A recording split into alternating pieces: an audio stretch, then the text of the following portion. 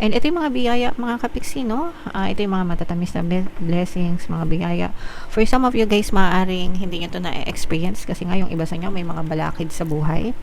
And for some of you, ito, maaaring nagdadanas kayo ng mga kadiliman, kumbaga, no? Mga problema, pagsubok, na parang pakiramdam nyo walang katapusan. Pero hindi totoo yan, guys. Sabi ko nga kanina, di ba? Stage lang yan ng buhay natin. But malalampasan din natin yan. Guys,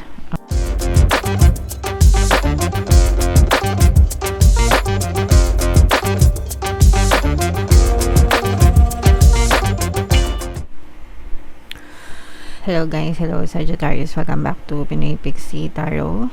Ang pamagat ng episode natin for tonight is messages from the universe para ngayong March to April para sa Sagittarius, Sun, Moon, Rising Sign, and Venus. So, unahin natin tong deck na to, guys. Tingnan natin yung mga mensahe sa inyo. Latag muna natin, guys. Kung ano lang yung makaresonate sa inyo, take that message, mga kapiksi.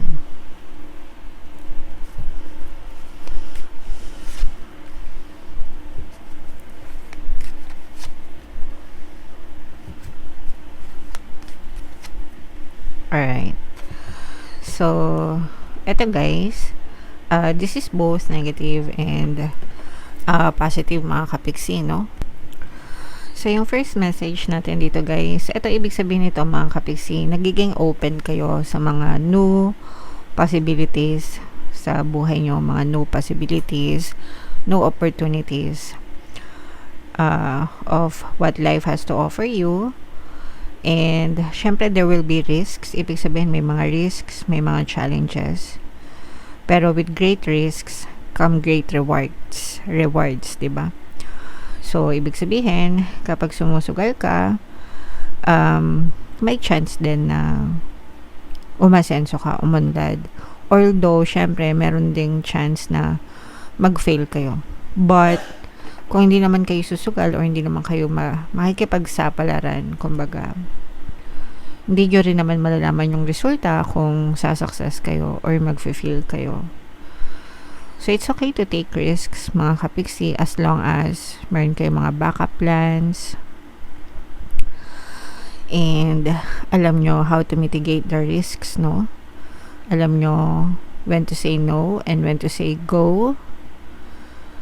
And kumbaga pinaplano nyo mabuti yung bawat hakbang, yung bawat kilos nyo sa buhay nyo, guys. Okay?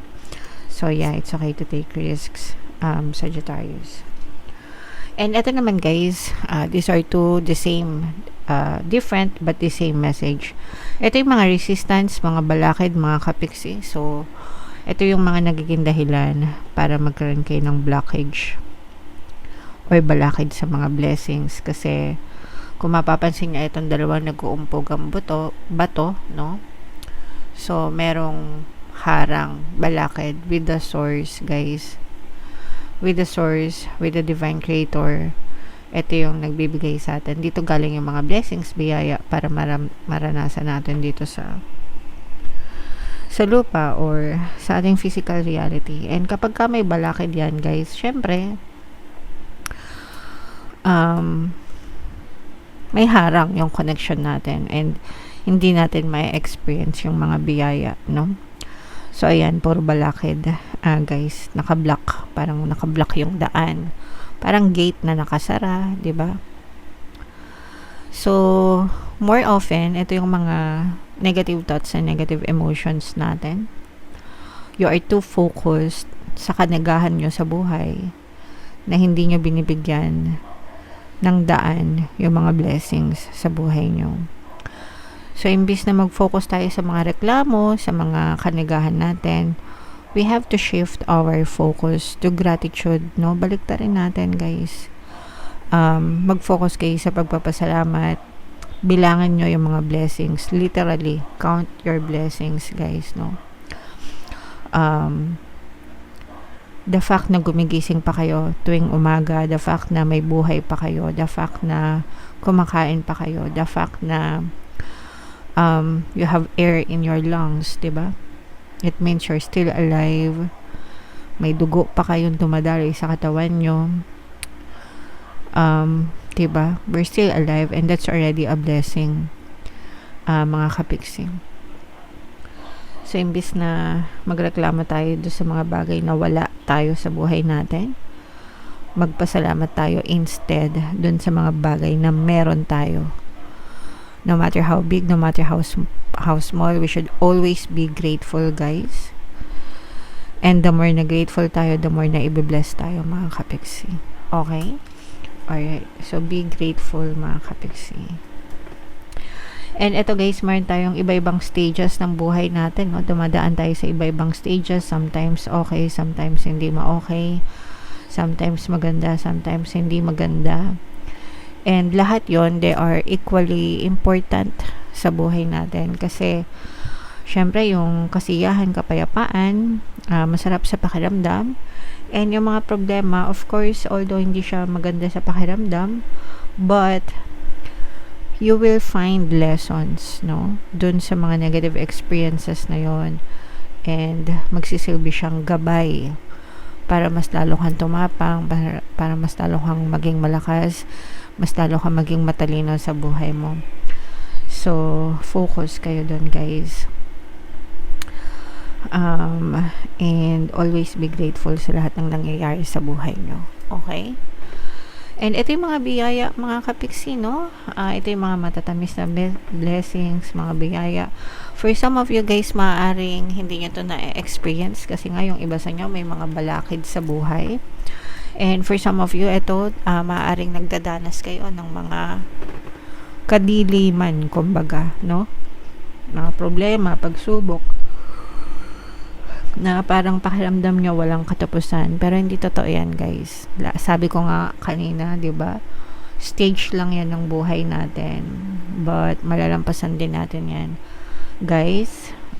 And alam niyo yun, at the end of the day, may experience nyo rin itong mga matatamis na blessings na to, mga matatamis na biyaya, as long as palagi tayo nag-effort, we keep on moving forward, guys.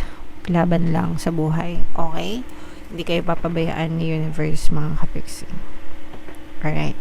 So, comment down below, Sagittarius, if feeling nyo nakaresonate kayo dyan sa mga messages na yan. So, shuffle natin to, guys. Ito yung mga additional na mensahe, no? Ito, i-main nyo na itong mga opportunities na to, possibilities, at saka itong matatamis na biyaya. So, habang sinashuffle ko to, panoorin nyo muna, guys, yung video natin regarding sa ating paano mag-manifest ng abundance video course. Kapiksi, sawa ka na ba sa mga struggles at hirap sa buhay mo? Masipag ka ba at masikap sa buhay ngunit hindi ka pa rin umaasenso? Ilang beses ka na bang nag-attempt magnegosyo at mag-invest pero palagi ka pa rin nalulugi?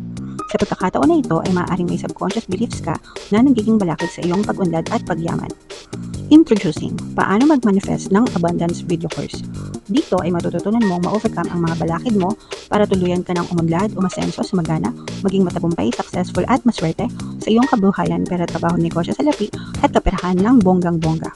Dali, mag-send na ng email sa pinoypixie@gmail.com at simulan na ang iyong pagyaman ngayon.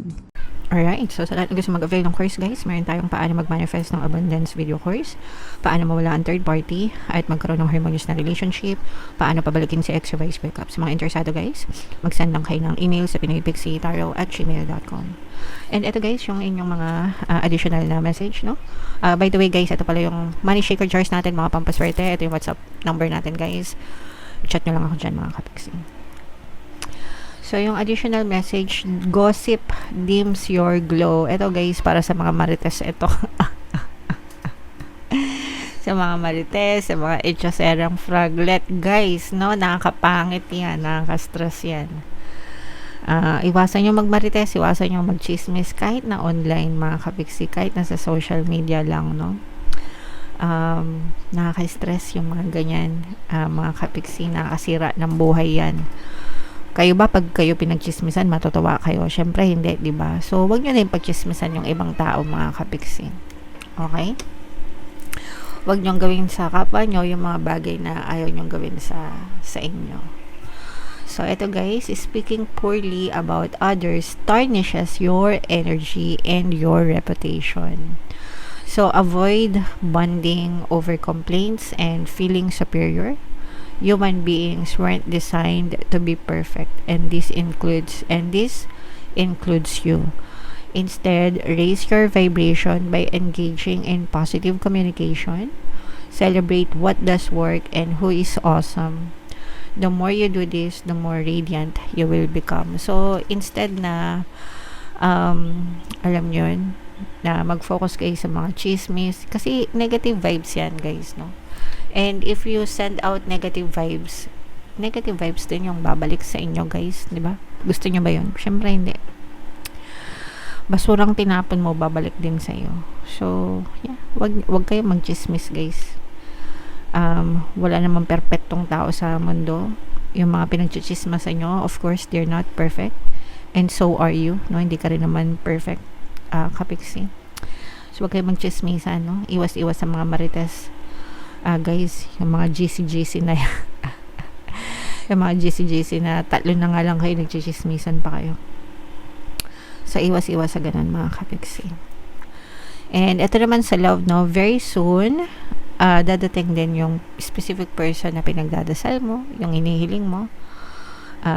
Just keep on praying, mga kapiksi. Ibibigay din sa'yo yung tamang tao para sa'yo. Sabi ko naman sa inyo, guys, pagdating sa relationship, talagang dapat na pinagdadasal yan, guys. Okay?